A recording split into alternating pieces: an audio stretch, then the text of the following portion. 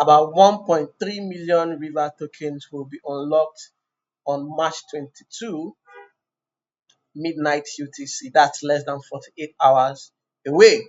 And I'm by the sidelines getting ready for my short positions.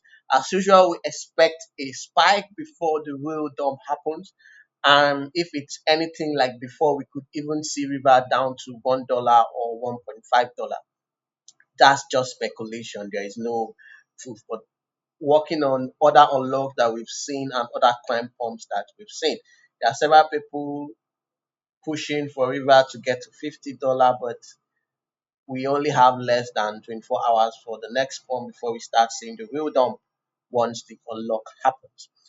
We may have seen the spike, we may have seen the pump because River pumped to almost $29 in the last 24 hours before it dumped drastically to $17.8.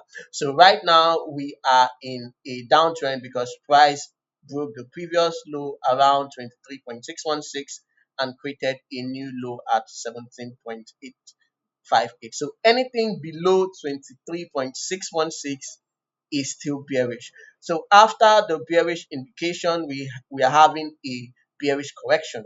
Okay, and you can see that price corrected up to $22.2. So I'm still watching for a continuation.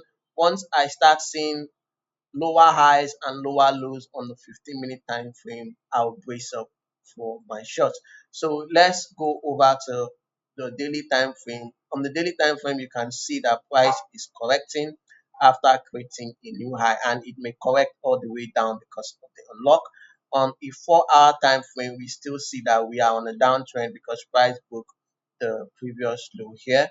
Okay, so and on the 1 hour time frame, we are still on a downtrend, even though we are experiencing a bearish correction. So I'm waiting for a bearish continuation.